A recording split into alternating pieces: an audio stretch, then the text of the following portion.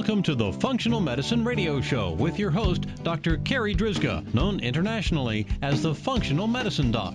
Dr. Carri is committed to helping patients find the root cause of their health problems and fixing the cause with natural treatments so they can feel normal again. Dr. Carri is the founder of Functional Medicine Ontario and is the author of the hit book, Reclaim Your Energy and Feel Normal Again. Please welcome your host, Dr. Carri Drzyzga. Hello, everybody, and welcome to the Functional Medicine Radio Show, the only internet radio show dedicated to giving you real solutions to improve your health. Not only are they real solutions, but they're natural solutions as well. Because as you know, the one and only true wealth you have is your health. I'm your host, Dr. Carri Drzyzga, the Functional Medicine Doc, and I'm committed to helping you find the root cause of your health problem, fix the cause with natural treatments so you can feel normal again and live your life to the fullest. Just a quick bit of housekeeping before I introduce today's special guest. I'm happy to announce my first book is now in print. The title is Reclaim Your Energy and Feel Normal Again, Fixing the Root Cause of Your Fatigue with Natural Treatments. I've discovered 14 root causes of fatigue. I like to call them the fatigue factors.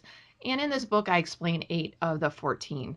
I've had some amazing feedback on how easy it is to read and understand. It's not full of technical doctory language like most books written by doctors are. And of course, the book also includes my own personal fatigue story, along with 4 other stories from real fatigue cases from my private practice. It's available in paperback and Kindle forms, so if you'd like a copy, you can find it on Amazon or on my website, www.drcarri.com. That's it for our housekeeping, so let's get started. I'm so very excited about our episode today because we're going to be talking with a doctor that will tell us how we can supercharge our brains. His name is Dr. David Jockers. So let me tell you a little bit about Dr. Jockers. He is a maximized living doctor, a corrective care chiropractor, nutritionist, exercise physiologist, and certified strength and conditioning specialist. He currently owns and operates Exodus Health Center in Kennesaw, Georgia. He's a member of the Performance Enhancement Team for the Maximize Living Wellness Advisory Council, where he had the privilege of traveling to London to help the U.S. athletes win the gold in 2012. He has well over 1,000 professionally published natural health articles all over the internet and in print magazines. He is the author of SuperCharge Your Brain, the complete guide to radically improve your mood, memory, and mindset. He is also a sought-after speaker around the country on such topics as weight loss, brain health, functional exercise, natural detoxification, and disease prevention. Dr. Jockers, thank you so much for being my special guest today on this episode of the Functional Medicine Radio Show. Absolutely. So great to be on with you today, Dr. Carri. So, Dr. Jockers, can you tell us a little about your backstory? How did you get into this whole area of supercharging your brain? Well, for myself, I'm a performance junkie. And what I mean by that is I just spend my time studying everything I possibly can about just performance, about how I can get more out of my life. And what I found is that most people, Carri, and you know this as well, are destroying their brain every single day. Even people who are health enthusiasts. I know for myself, I was a personal trainer. I thought I was doing many of the right things, but actually I found that I was doing things that were highly destructive and inflammatory to my entire body, and particularly my brain. And so I struggled with brain fog. I had trouble learning. I had ADHD, different issues like that. And by getting to the root causes, just like you were talking about with your book, and addressing those, and then really utilizing some advanced strategies like I go through in my book, I've been able to just dramatically improve my performance. And it's awesome. And it just really has excited a passion within me to continue to grow and to continue to advance my own performance and really to share those secrets and share those strategies with as many people as possible. So one of the things that you have said is that we are in an epidemic of brain fog. Can you tell our listeners what exactly is brain fog? Yeah, brain fog is probably something all of us at some point have experienced, although some people seem to have it on a chronic basis. And that's really where we just feel like we are lackadaisical. We wake up and it's like just nothing is clicking right. We can't seem to remember key things like numbers, people's names. We're forgetting people's names. We're forgetting where our keys are. We're forgetting a lot of routine things that we should be remembering. People ask us certain questions and we're like, I know the answer to it. It's on the tip of my tongue and we just can't seem to recall it.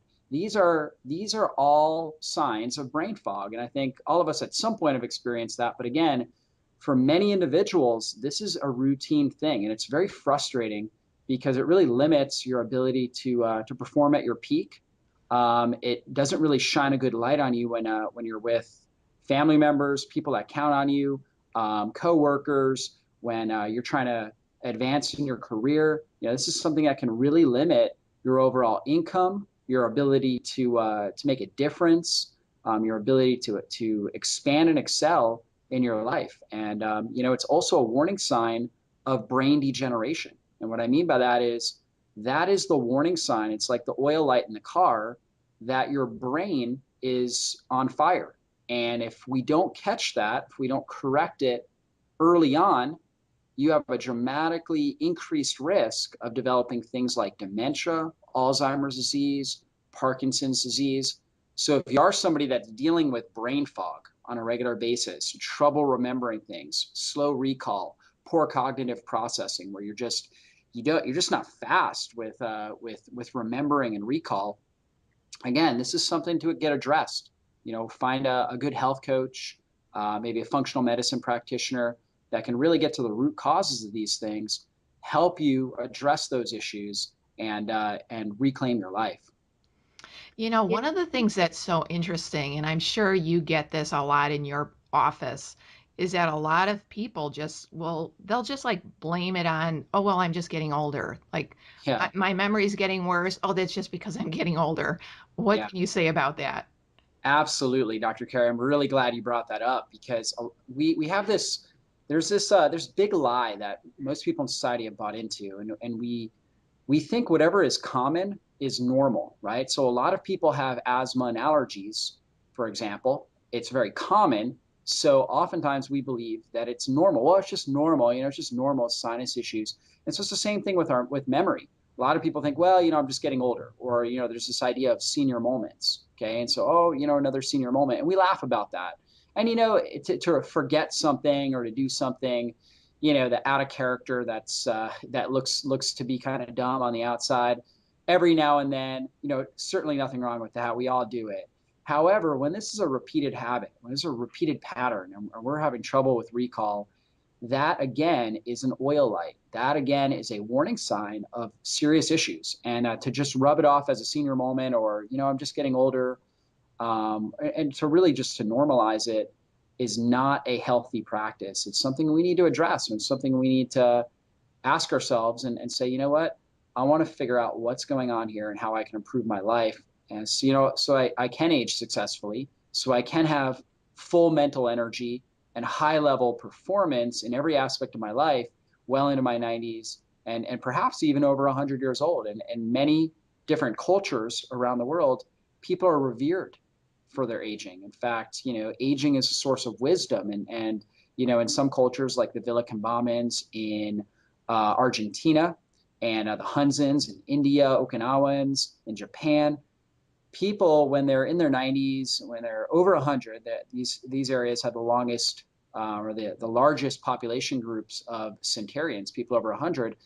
And the children, so the younger individuals, love to be around the older folk because they have so much wisdom. And that's because they haven't lost their mental faculties. There's no dementia, Alzheimer's disease, Parkinson's. These are individuals that don't really have the quote unquote senior moments. And so they're able to really, all the wisdom that they've gained over the years, and then applying that with full mental faculties, now they've got just an incredible outlook on life, and they're able to really give back to their community and support their community, and they're an asset to their community. And that's something that we don't see very often in North America. So what you're saying is we should all have a lot of hope that we can get our brains healthier and stronger, and our memory more vibrant too. Yeah, absolutely, Doctor. I mean, that's what's cool about life is life. It should be a learning experience. We think it's like we go through these different stages where when we're young, we kind of realize we don't know anything, and then when we're a teenager, right? Most high school students kind of feel like they've learned everything or they know it all, and then you go to college and you get out in real life and you realize, oh my gosh, I don't know it. And you get that humbling experience. But then as you start to age and start to grow, you're realizing, gosh, I'm learning more and more. I'm learning from my experiences. I'm learning from mistakes I've made. And that's really a natural maturation process. And the longer we live, really, the more wisdom and the more maturation we should have. And so we shouldn't be losing these mental faculties. And again, the more of these that we hold on to, the more of an asset we are to future generations, to the people that count on us, the people that we want to have an impact for. I ask a lot of elderly people what their big why is. Like, why do they want to be healthy? Okay, you're 80 years old, you're 70 years old, you're on 4 medications, you're struggling with these issues. What is your big why? Why do you want to change your life and get well? And they'll tell me very often, well, I've got 3 grandchildren and I want to support them. I want to see them graduate from high school, from college, get married. And I say, you know what? That is awesome. And clearly you want to have an impact on them. You want to be able to provide wisdom from them. You want them to be able to learn from experiences you've had in your life. And of course, you need good mental faculties to have that. And so, whether it's aging successfully or really performing well right now in the moment, there may be some listeners on here that are single moms, right? Or maybe business professionals, and they learn better, whether it's doing a presentation, whether it is just having a lot of energy for their family, whether it's just working long hours. We want to perform at a high level, and we can do that now. We can enhance our ability to perform at a high level now and preserve our brains so we can pass on wisdom to future generations. I love that of having the question of what is your big why. So for our listeners out there, if you need to pause this interview and just think about what is your big why. And if you don't have one, how can you figure out what your big why is? Because that is what ultimately drives you to achieve more, to learn more, to improve in all different areas of your life. So let's get down to some of the meat and potatoes of how we can supercharge our brains. So in your book, you talk about some of the brain destroying poisons that we're exposed to. So can you tell us, what do you think is the worst offender? Oh gosh, well, hard to say what is the worst, but I will tell you that one that is something that all of us can avoid, right? Some things like certain heavy metals and toxins are hard to avoid because they're just kind of ubiquitous in our society and or in our environment, and we're kind of being exposed to them in low levels at all times. Whereas other ones are really conscious choices we can make. And most particular is gluten. And gluten is a protein that's found in things like wheat, barley, rye, many oats, kamut, and spelt. And gluten has been shown to damage our gut and to have an inflammatory effect on our brain function. In fact, the gut-brain connection is literature has come out and shown that just a huge connection there between our gut and our brain. We have so much neurotransmitters in our gut. We have a vagus nerve that connects our brain and our gut. And there's just so much of a connection. In fact, the gut is called the second brain. And so gluten is highly toxic to our body and damaging. And so avoiding wheat bread, avoiding barley, oats, most oats, kamut, spelt, different things like that. So that's one way. And of course, just avoiding sugar in general and things that spike our blood sugar and helping really optimize our blood sugar sensitivity is extremely key. And these are conscious choices. Once we get the information, it's a conscious choice on what we're putting into our body as far as food. And we want to consume foods that are going to help stabilize our blood sugar, like good fats, things like coconut oil and coconut products, avocados, extra virgin olive oil, grass-fed butter, so butter from grass-fed cows. These are things that are very stabilizing to our blood sugar supply, and that helps promote healthy brain function. So I would say, Dr. Carri, to summarize that, we want to avoid sugars, and things that turn into sugars, okay, like grains, such as gluten-containing grains, starches, things that are high glycemic fruits. We want to avoid as many of those as possible, or at least minimize our exposure. And we want to really maximize our consumption of foods that help stabilize our blood sugar. Good fats like coconut products, avocados, things like extra virgin olive oil or olives in general, healthy nuts and seeds like pumpkin seeds, chia seeds, hemp seeds, flax seeds, macadamia nuts, grass-fed butter, so butter from grass-fed cows. These kinds of things help stabilize our blood sugar, help promote healthy brain function. Dr. Jockers, I'm so glad that you mentioned about gluten, because I think a lot of listeners have heard about gluten, and some of them might think like a gluten-free diet is like some kind of a weird fad diet, but it's really not. That gluten is very harmful. And I first learned about gluten from Dr. Tom O'Brien. You probably know who Dr. Tom O'Brien is. He's like the gluten guru. Yeah. And he said that the most common manifestation of a gluten sensitivity is a neurological problem. So just as you said, it harms the brain. And for listeners out there, I personally, I went on a gluten-free diet. I started that 2 years ago now. And it took me about 3 years to develop the courage to actually go on a gluten-free diet. But once I did, actually my brain fog and my energy got so much better. Yeah. So I agree with you, Dr. Jockers, that gluten is a big thing. So how about if we switch gears here and we talk about some of the superfoods that can help supercharge our brain. So what would be the 3 top superfoods? Well, Dr. Carri, I mean, it's hard to say exactly what 3, but we talked about a lot of them already. But to break it down, here are 3 of the favorites, okay? So these are 3 right here that you definitely want to include in your diet. And what's cool about it is that most people really enjoy these 3. And the first one, we're going to take a animal food product, and that's going to be wild-caught salmon. And so wild-caught sockeye salmon, okay? So you want to make sure, ideally, it's from like a Pacific or a Alaskan salmon, and the most nutrient dense is sockeye salmon. So that's what I look to get.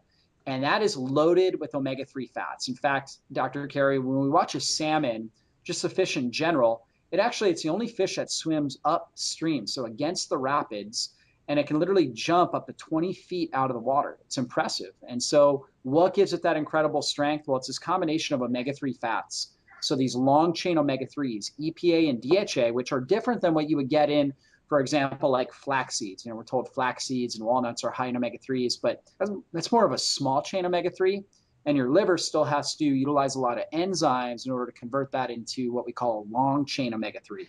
Whereas the wild-caught sockeye salmon already has the long chain omega-3s right there. So it's really the best source of these anti-inflammatory brain-boosting fats. On top of that, you've got astaxanthin. That's what actually gives the wild salmon their pink color. These salmon eat red algae, and the algae have astaxanthin, which is a carotenoid antioxidant that is extremely powerful. And what it actually does, it helps protect, particularly like with the salmon here, their neurological tissue, okay, so their nerves, their brain, as well as their muscle tissue from free radical stress. And so what that allows them to do is produce incredible amounts of energy. Again, they swim upstream. So if anybody here has ever tried that in a river, it's not easy. But not only that, but they actually swim upstream and then they'll jump out of the water up to 20 feet. Incredible feat of strength. And so this combination of omega-3 fats and astaxanthin is what gives them the ability to do that. So when we consume their flesh, when we consume wild-caught sockeye salmon, we're consuming those powerful nutrients and really giving ourselves a supercharge of energy and a supercharge of brain-boosting nutrients. So that's the first thing. Second thing, I'm going to take a superfood, which is raw chocolate. And most people I know love chocolate. And I get asked about this all the time. Well, what about chocolate? Is that good? And it's awesome, but we just want to make sure we get chocolate without the sugar. So really, we're looking for something called cacao, raw cacao, which is raw chocolate. And that is very, very rich in polyphenols, and particularly epicatechin, which is ECGC, is kind of the pronunciation there. And that's what we find in green tea. And basically, raw chocolate has more of this ECGC than green tea does. And many people have heard of the benefits of green tea, and it is a superfood, but you actually get more of that in the cacao. You also have a ton of magnesium in cacao, and magnesium is very critical for muscle, neurological function, and over 200 enzymatic processes in our body, methylation, detoxification. So most people are deficient in magnesium for a number of reasons. And so cacao is a great source. And it has theobromide, which is in the same family as caffeine, but not addictive like the caffeine. And theobromide actually helps increase blood vessel dilation. So it increases circulation into the brain. So the more blood supply we're getting up into the brain, the more oxygen, the more nutrients we're getting. Therefore, we're going to have a healthy rush of energy, better neurotransmitter function, so better serotonin for mood and for relaxation, better GABA production, gamma-aminobutyric acid. And GABA is critical for reducing anxiety, for relaxation, calmness, stress relief, better boost of dopamine. Dopamine is really key for drive, mental energy, drive, goal setting, getting things done, and better production of acetylcholine, which is the neurotransmitter associated with memory and cognitive acceleration. So your ability to really think quickly on the go, to remember things like we were talking about earlier. Cacao really helps with that because of its ability to boost dilation into our brain. So those are two big ones. And a third one that I'm going to talk about is blueberries. And I love blueberries. Most people love berries in general. And berries have anthocyanins in them, which actually protect the plant from UV radiation. And so it's an adaptation the plant has made to protect it from too much sun exposure. And so that astaxanthin, I'm sorry, not astaxanthin, we talked about that earlier. It's the anthocyanins. That actually is kind of what gives berries their unique pigments, right? Like blue, dark blue, for example, the blueberry is a unique kind of anthocyanin. And so that is very, very protective of free radical damage throughout our whole body, and particularly in our brain and nervous system. So it's pretty easy to remember blueberries for a big brain. And so one of the things I teach people to do is do something like make a big brain shake in the morning and have frozen organic blueberries. And that's key with blueberries, because really berries in general is they have a thin skin. So they can, commercial farmers will spray a lot of pesticides because they're easy for pests to penetrate, and obviously they taste good, and not only to us, but also to pests. So commercially farmed blueberries can be highly sprayed with pesticides. We want to avoid that. So we want to get them organic. So I'll tell people to take organic berries, put that in your blender with some coconut milk and a healthy, high-quality protein powder, and blend that up, and you get a phenomenal protein shake. You can also put raw chocolate in there to get the benefits of the raw cacao like we talked about earlier. So those are three awesome brain-boosting superfoods. Fantastic. So wild-caught sockeye salmon, raw cacao, and organic blueberries. Yeah. So, that sounds great. So let's switch gears and talk a little bit about stress, because let's say 99.99999% of us are stressed. And I don't think our listeners really understand how stress can damage our brain. Can you talk about that? Yeah, when we're under a lot of stress. Now, Dr. Carri, you know this, but I want to make sure our listeners understand that stress is actually healthy, that we need stress in order to function. It's kind of like a muscle. So when you have if you want to be strong, if you want to be fit, you have to train your body. You can't just sit on a couch, take a supplement, and expect to be fit. That's impossible. We need stress in order to be fit. And really, stress in general stimulates our mind. It stimulates new creative thought processes. It stimulates innovation. It really is what makes us who we are, gives us character. However, really, your quality of life is all about how well your body adapts to stress. And so if you're not adapting to stress well, then that's going to affect every aspect of your body. In particular, when you have too much stress and your body's not able to adapt effectively, you end up producing rampant amounts of stress hormone like cortisol. And too much cortisol, chronic elevated cortisol, degrades your brain. So it chews it up. It's like acid on food, right? It just inflames, damages, and destroys the brain. And so that's obviously not good. That's not what we want. So how do we control stress? Well, number one, it comes down to life perspective. I found that positive self-talk is probably the most critical factor that people have got to address. So many people, and I know I've certainly been guilty of this many times too, we say so many negative things about ourselves, whether it's on the inside or on the outside.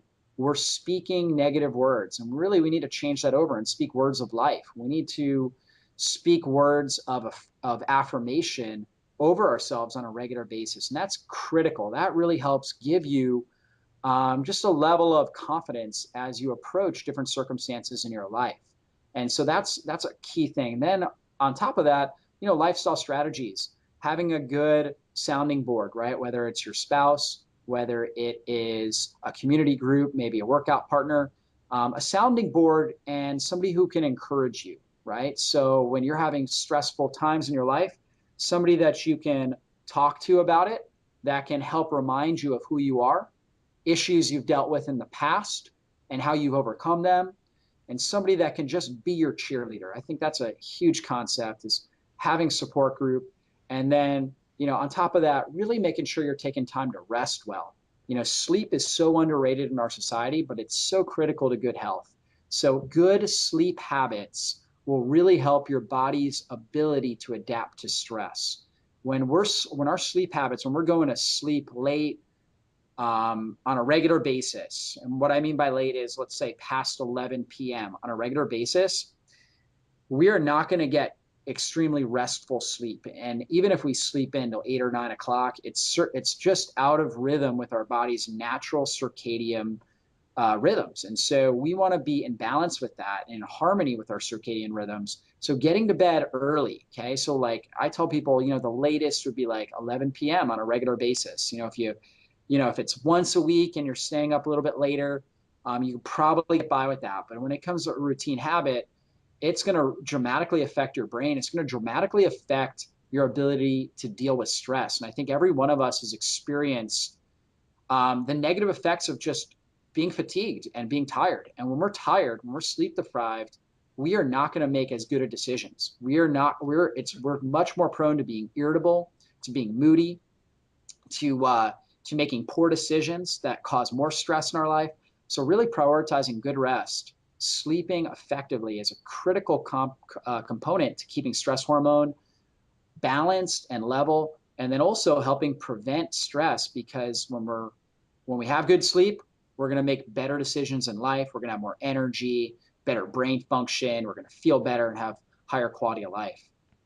Absolutely, absolutely. So I wanted to ask you one last question. Is there any truth to the old adage of, if you don't use it, you'll lose it? Is there any truth of that for the brain?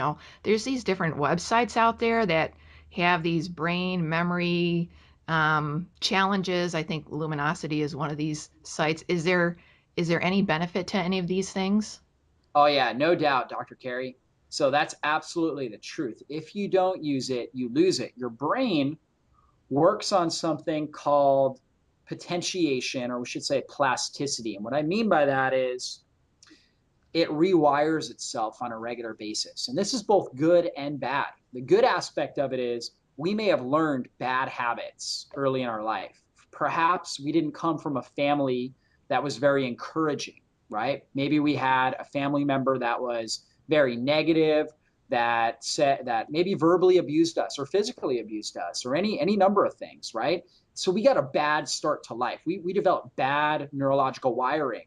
And when we're raised in kind of an abusive environment, what happens is we wire ourselves into a survival mode, meaning that our whole physiology is based on survival, because we've learned that even where we're supposed to be safe, we can't trust people. And so that becomes, a challenging thing that can affect us our entire life. But the cool thing is, with positive mental imagery, with a healthy lifestyle, with a healthy approach, people to support us and encourage us, we can rewire our brain. That we can literally rewire ourselves to learn how to trust people more effectively, to learn how to create peace, to learn how to live with reduced levels of stress, to learn how to live an abundant life and a life of joy and love, no matter how detrimental our upbringing was.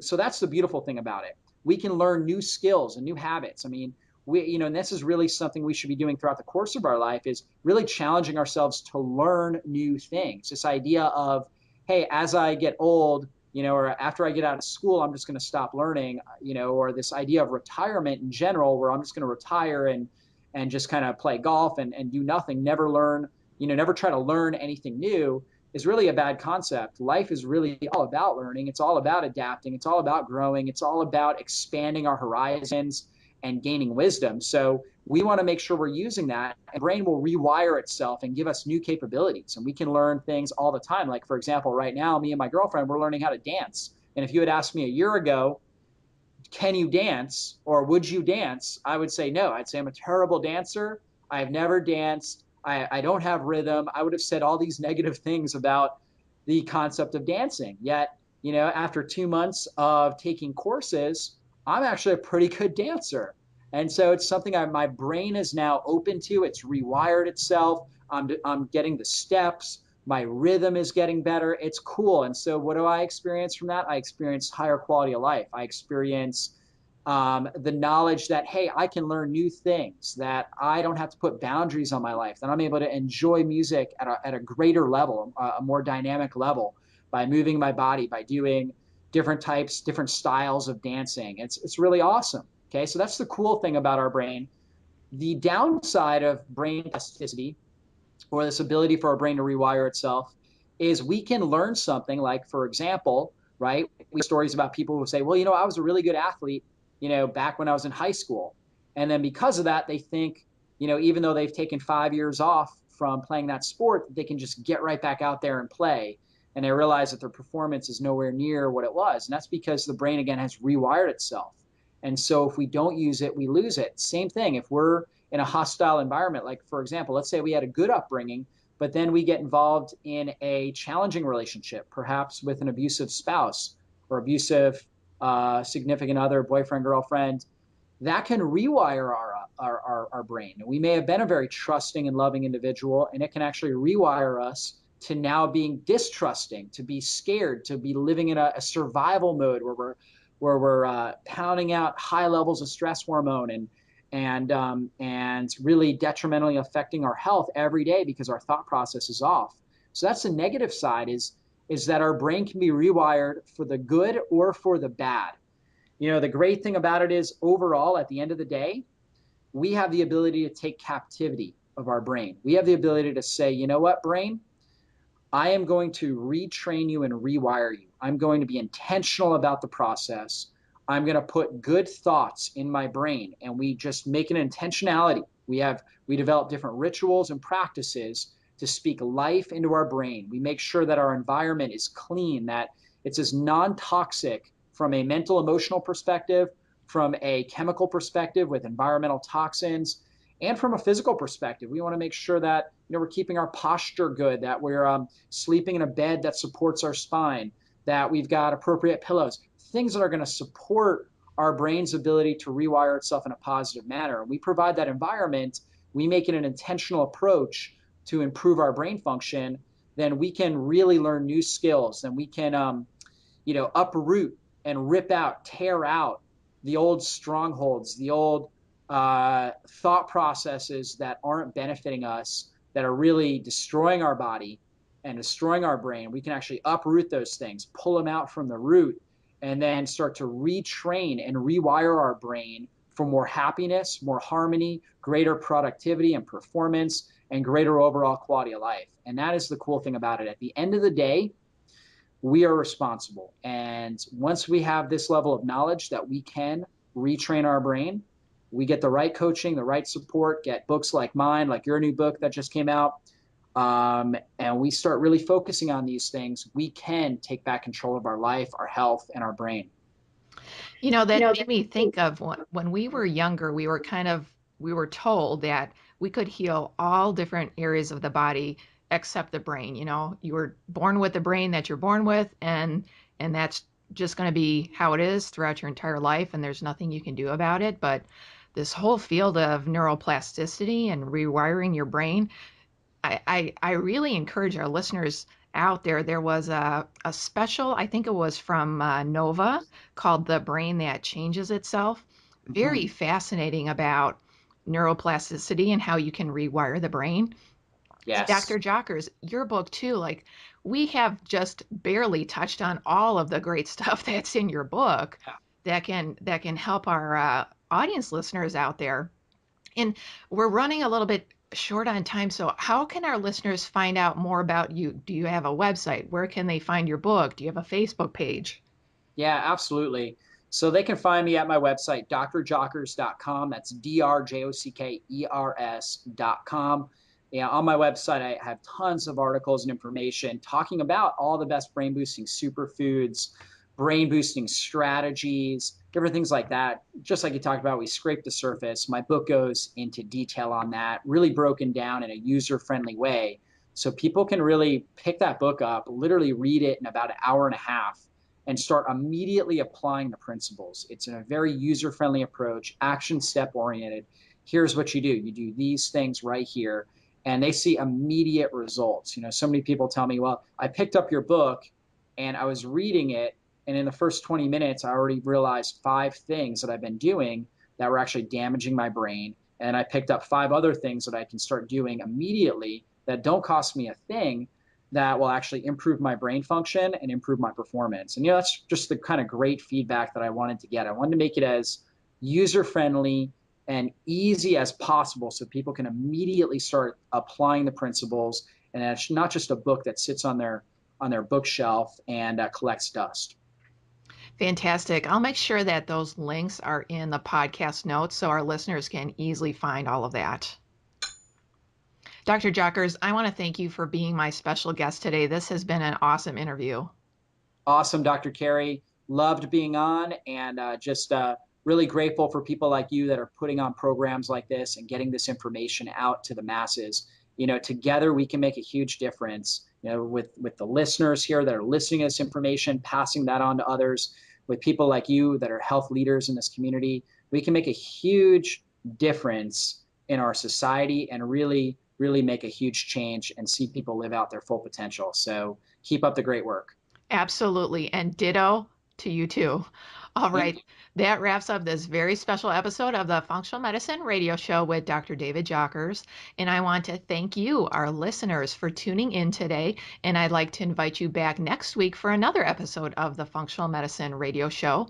As always, I'm your host, Dr. Carri Drzyzga, the Functional Medicine Doc. Have a great week, everyone. You've been listening to the Functional Medicine Radio Show with your host, Dr. Carri Drzyzga, known internationally as the Functional Medicine Doc. Dr. Carri is committed to helping patients find the root cause of their health problems and fixing the cause with natural treatments so they can feel normal again. Dr. Carri is the founder of Functional Medicine Ontario and is the author of the hit book, Reclaim Your Energy and Feel Normal Again. Please tell your friends about the Functional Medicine Radio Show, and we'll see you next week with more from Dr. Carri.